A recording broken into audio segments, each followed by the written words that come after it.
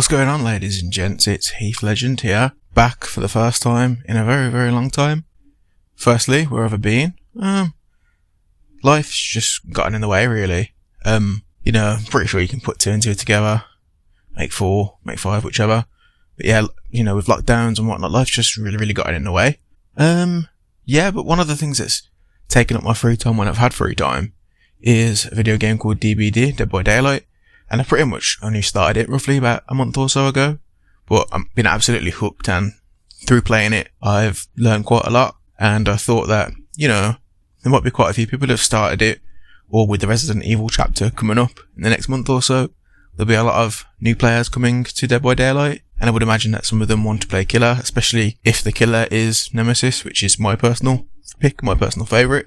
So yeah, I thought I'd do a list of not 10 perks, the top 10 perks, I've seen a lot of those, but top 10 tips for new killers by a relatively new killer.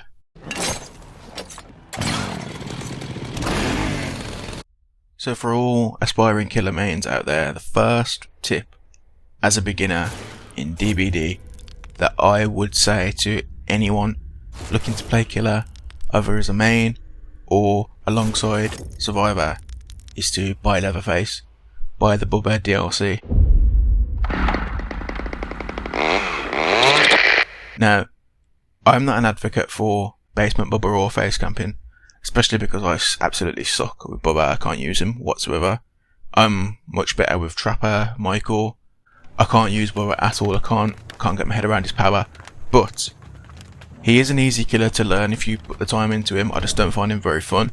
And my biggest struggle in the game is loops, especially window loops. So I truly suck with Bubba.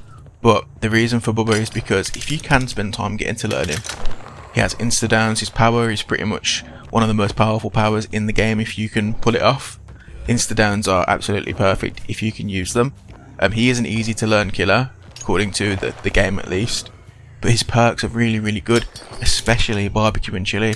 Barbecue and Chili effectively gives you an aura reading perk, which is very, very helpful. So every time you hook a survivor, provided another survivor doesn't have aura reading perk disabilities, or whether they're hiding behind a generator or inside a locker, you will get the information of where they are, provided they're outside of a certain radius. But with Barbecue and Chili, once it's at tier 3, effectively you cut down the grind in half.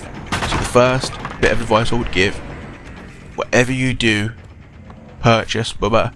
The fact that it doesn't come with a map and the fact that it doesn't come with a survivor also means it is a lot cheaper. It's pretty much half price most of them, and I think it's a third of the price of the Stranger Things chapter. So number 1, buy Bubba.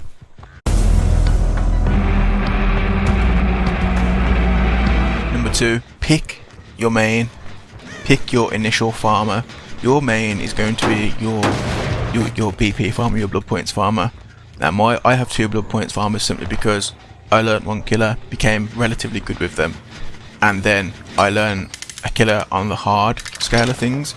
I absolutely love Michael Myers anyway. He's an absolutely awesome character. So I started learning Michael. I really like Stalky Michael, jump scare Michael. But my main blood point farmer is Trapper. So as a beginner, I would advise find a killer that you know that you can get 2k in every game, even if it's just one killer game, just so you know you can get those hooks, you can get those blood points, so then you can build up other killers for their add-ons, for their perks, so you know that when you're ready to try something else or you're bored of your main, you can go onto those and you know that you've already got add-ons, you know they've already unlocked their teachable perks. So point number 2, pick your main, pick your farmer. That will be the killer that you know if you don't have time to play the game much that day, you can jump into 2 or 3 games and pretty much get anywhere from 90,000 to 200,000 blood points in 3 games. If you don't have the time to look what killer you want to invest that into, you know that you've got that banked, you know that you've got that saved. So number 2, pick your main and ensure that whilst you're doing that main, this is an extra bonus one, make sure you also buff Bubba. Use blood points on Bubba to unlock Barbecue and Chili for every other killer. So that's point 2. Pick your main, pick your BP farmer. I'm happy that you're happy, but the place where you're supposed to have the toilet paper, you got this little shelf with 3 seashells on it. Now number 3 is going to be only get used to using 3 perks. Now you're going to think to yourself, Heath, what are you talking about? I only use 3 perks.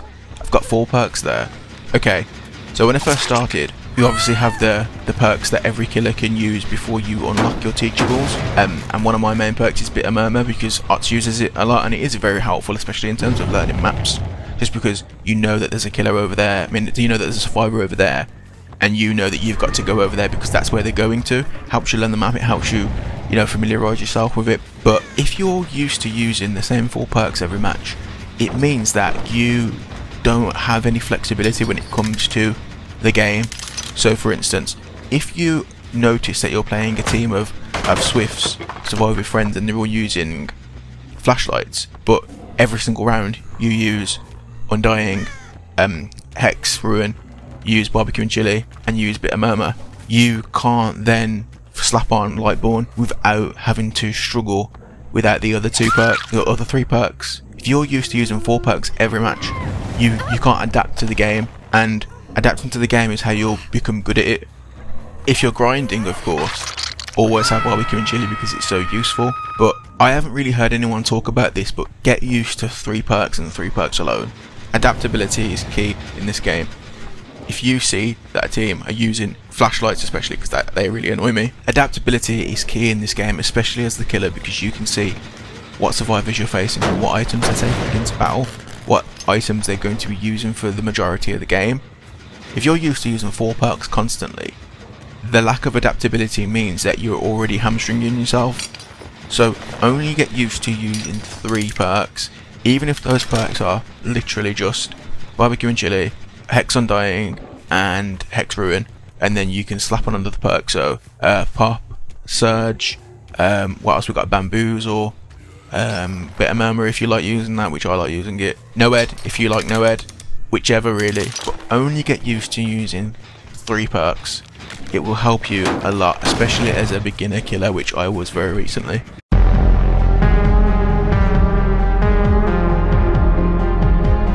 It's a very, very short point, but point 4 is you don't have to play a killer to level a killer up, which goes back to point 2. You have your BP farmer, you have your main, your 2 mains, your 3 mains. I have 3 mains. Use them to then buff another one. So for instance, if you just want to use one of the 3 main killers, the first 3 killers, so Trapper, Wraith and Hillbilly, you can just use one of those to then buff Bubba. So half of your BP goes to Trapper or Wraith, then half of your BP goes to Bubba in terms of leveling him up to get Barbecue and Chili, and then you can do other killers, but you do not have to use the killer you want to level up. If you just want that perk, you just want that teachable, you can play one killer and level up another. So number 4 is you do not have to play a killer you want to level up.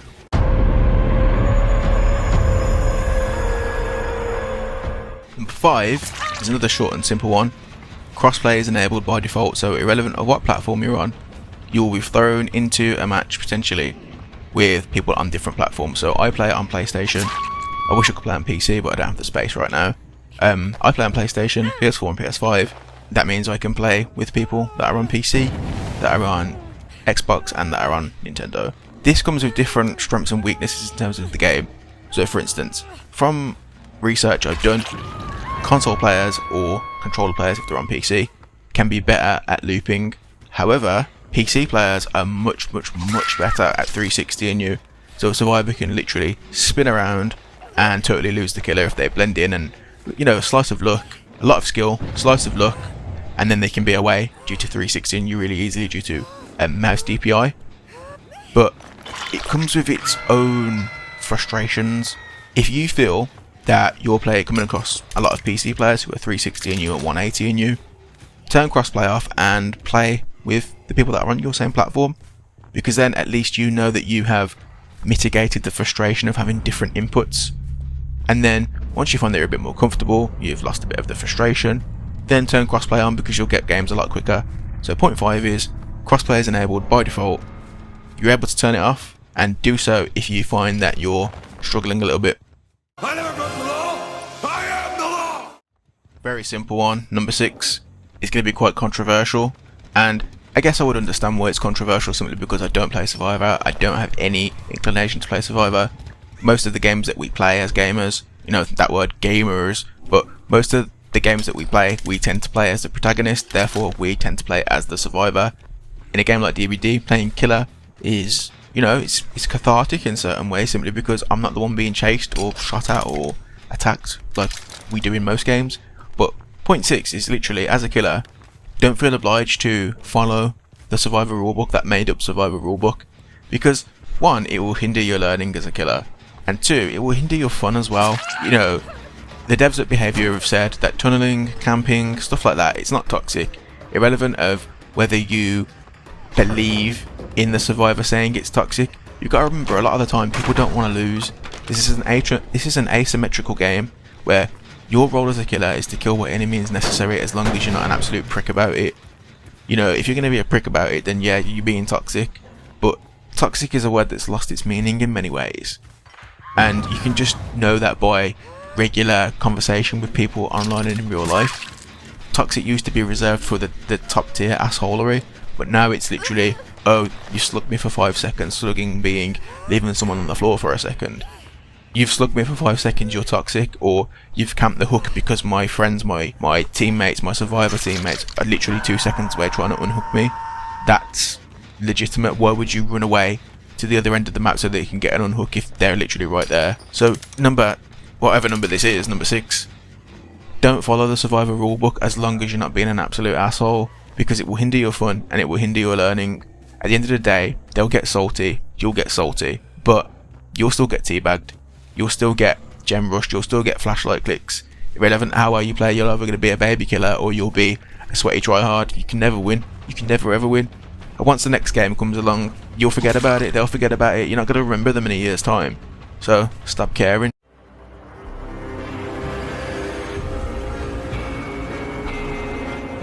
Number 7 is something I thought about pretty much very soon after I started playing DBD, and then I saw one of Otz's videos and he said the same thing, and I believe it was his 50 wins in a row with Trapper. Survivors will underestimate, at least initially, killers who use default skins and default cosmetics.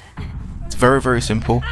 The more you're invested into a game, whether that's through skill, time, effort, the more likely you are to invest money into it to get those cosmetics. So naturally, a survivor who's played it for quite a while, unless they sort of double think themselves, most of the time they will underestimate a killer who has default cosmetics, especially if you use prestiged cosmetics.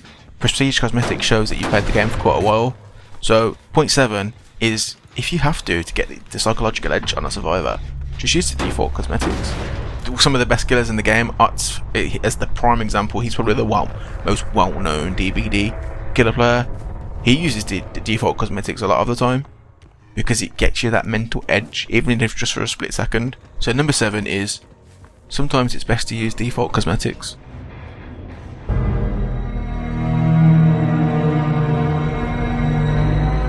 Now number 8 is, if you're playing a team of survivors and one of the survivors on that team is an absolute a-hole and they basically shill out one of their other survivors so they don't get hit, so either sandbagging them or literally using an emote to point at where the survivor's hiding. It's happened to me a few days ago. In fact, a survivor decided to sell out one of their fellow survivors and they pointed at a locker to say they're in there. Now from my point of view, that was a bit of a-hole behaviour.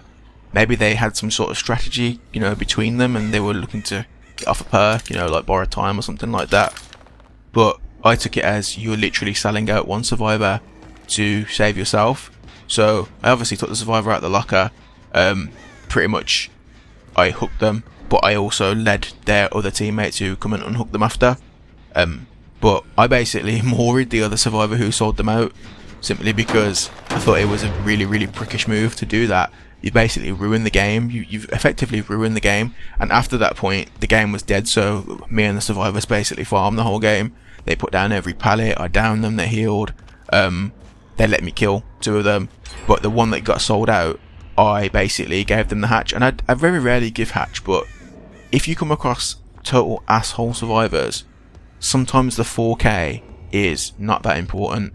Sometimes the 4K is not that important because that survivor will know that you have basically executed the other one that sold them out, So it goes back to the survivor rulebook thing, and this is how you know that I'm not an asshole killer, because if you play against a team that have got an asshole in them that just cares about themselves, giving the hatch to that one survivor, they'll really appreciate it. They'll think, you know what, that guy's a good guy, that girl's a good girl, you know, they've actually done something decent here. So the survivor that got sold out, yeah, I hooked them, but I knew they weren't dead on hook anyway, and I gave them the hatch at the end. I guided them to the hatch. It's like, there you go, they let me down them to get more points, and then they climb through the hatch.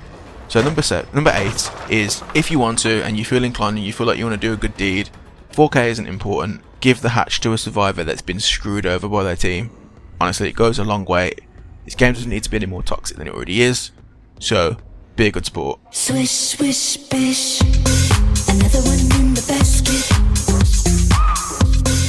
Number 9, this is going to be very short, very simple. Number 9 is, especially as a new killer, SWF, SWF, survivor friends, 9 times out of 10, they will destroy you. They will absolutely destroy you. They'll be on comms, which I think fundamentally ruins the game anyway. You can't really fight against it if you enable survivor friends. They can pick perks to complement you, to complement themselves. Sorry. They will pick items to complement themselves, and they can even pick a map to complement themselves. So the one that I find survivor friends pick most often is Ormond, simply because most killers don't have the mobility to navigate through Ormond. Oni's pretty good, Hillbilly's pretty good on it as well. Freddy, of course, Freddy's insane on Ormond, simply because he can pretty much move around the map whenever he wants. But other killers that require a lot of leg movement, Trapper, Michael, so my other two mains, Trapper and Michael, they pretty much suck on Ormond. I've got a few 4Ks on there, but I'm not necessarily a high rank. I'm stuck in that middle rank purgatory at the moment. Survivor friends, they can absolutely demolish you. They will absolutely demolish you. They'll make you feel terrible about it after, because they'll flashlight click, they'll follow you, they'll have a dedicated follower who will literally just follow you all game to shine a flashlight in you whenever you down someone. That's very, very frustrating. But just know before the match, if they're survivor friends, you'll pick up on it within the match that they're survivor friends as well. They will demolish you 9 times out of 10 until you become really, really, really good. And that goes back to the fact of using 3 perks, so you can at least adapt a little bit per game. You're supposed to be my friend!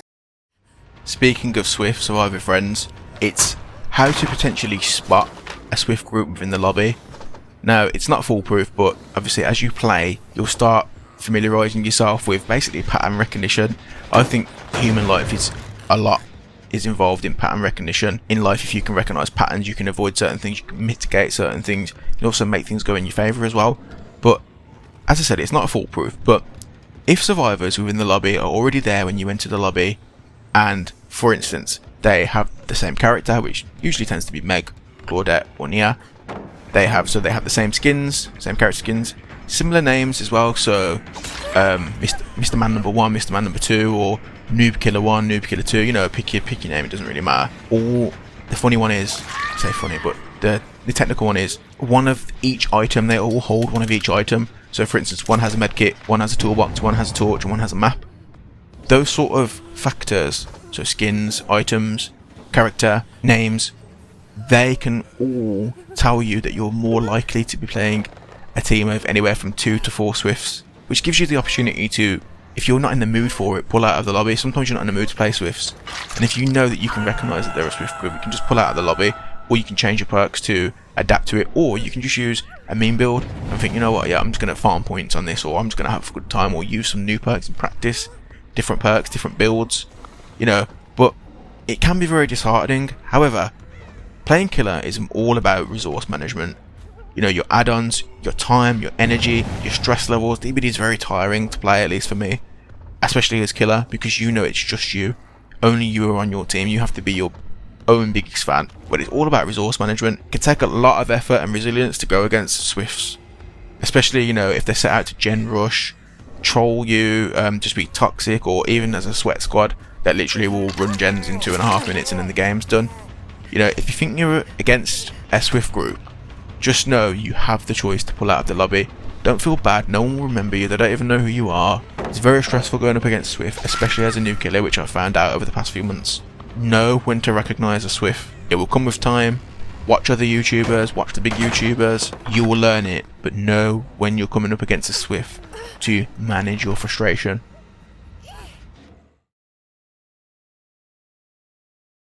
We got a bonus here as well. In DBD as a killer, always remember to keep your head up. Try not to get mad, annoyed or tilted at toxic players. Glitches, I've had a lot of them recently. Ping can also contribute to bad games as well. You know, remember, I know it's a cliche and your parents probably told you loads of times, and I've been told loads of times myself, and then I've got peed off because someone said this, but remember, it is just a game. However, know that as a killer main, you're needed. This game lives on there being killers willing to take the risk to play against survivors. If you look at the statistics, there are countless more survivors than there are killers. Killer queue times are a lot quicker than survivor queue times, simply because there are so much more survivors compared to killers. This game, at the moment at least, lives or dies on killers. There are no killers to play this game. Survivors can't play the game. This game needs you to survive. Pardon the pun, of course, because you're playing killer. Once you start getting annoyed, honestly, play something else. Play something else, play something more chilling. Keep your head up, the game needs you. And we got a bonus number 2 here, guys. We've got a bonus number 2. You're really lucky. Putting the work in this video. I mean, I haven't done a video in so long, so yeah. Bonus number 2 is, forget what you've seen in Call of Duty and other games where you can prestige things, prestige character, prestige your rank, prestige your weapon. Take it from me, as a relatively new player to this game, do not feel that you need to prestige your main / farmer killer. Unless the bloody cosmetics that you get for prestiging a character are really, you know, they're really alluring you to them, don't prestige your character, at least your main. Simply because, as I said, the game's all about resource management and it's very grind heavy. Remember, in order to unlock every single prestige cosmetic for a killer, you have to get to level 50 3 times. But upon prestiging your character, you lose all of your perks that you've unlocked, apart from your teachables. You keep your teachables. But you lose all the perks you've unlocked. And by teachables I mean that character's teachables, just to clarify. You lose all of your add-ons, you lose all of your perks, you go back to level 1 again, all for a cosmetic. I haven't prestiged any of my characters, and I don't think I ever will. Maybe I'll prestige Michael for the bloody overalls, but that's probably, I don't really think they look very good either, to be fair. So the extra bonus one is, don't prestige your farmer, your BP farmer, your main killer, because in my humble opinion, I honestly don't think it's worth it. Now, if it was a skin that made every item look bloody, instead of just the default skin that looked bloody, maybe a bit more worth it. Obviously take a lot more work from behaviour, but to me, I just intend to level every character up to level 50 and leave it at that. So the second bonus for this list is, do not prestige your main. Just don't do it, because as you get to the higher ranks, which you naturally will the more blood points you get, you'll be using your main with no add-ons. Be using your main with tier 1 perks as opposed to tier 3 perks. It's just not good for the stress levels, it's not good for your time. You'll feel disheartened that you've got to grind the same character again. So I reiterate, don't prestige your character, don't prestige your main, unless you really want to. So there we have it. Top 10 list of the best tips that I've come up with thus far for brand new killers by a brand new killer. Obviously it was 12 with the 2 bonus entries, but yeah, I mean, let me know what you think in the comments down below. I haven't seen many people pick those sort of things to help newer players play the game. Sometimes I suppose when you're more immersed within the game and you've spent thousands of hours upon it, sometimes it's something that those tips are things that you just come naturally to you, whereas I find that the things that I've provided potentially are skills, tips, tricks that you probably wouldn't necessarily gain in the first 100 to 200 hours. So I hope that some of the things I've picked are helpful, whether you're a new killer, whether you're intermediate, or whether you're an expert. It's just not something you've ever thought about or something you've ever tried before. As I said, do let me know in the comments down below. Do give the video a like, rate it please, because obviously that helps with the algorithm. Very difficult to become seen on YouTube as a new content creator or relatively new content creator with a very small platform. But yeah, it's been absolutely amazing playing this game. I really like it. It's got some issues, but you know, they can be ironed out. Very hyped for the Resident Evil chapter. Really hope it's Nemesis. If there's only one killer, please be Nemesis. I will most likely do a video on why I would prefer Nemesis to any other killer from Resident Evil. If there's only one. If there's only two, fine, bring Mr. X in, do whatever. But I probably will do a video on why I would prefer Nemesis to Mr. X, going into some lore detail and whatnot as to how I would balance Nemesis. I probably won't necessarily come up with perks, because that's well outside of my wheelhouse, but in terms of powers and how you balance them, most likely will. Let me know in the comments below if you'd like to hear that, if you'd like to see that. I know many people prefer Mr. X. But yeah, any feedback's great. Please do like and subscribe, that would be excellent. Share the video if you like. Until next time, good luck in the fog.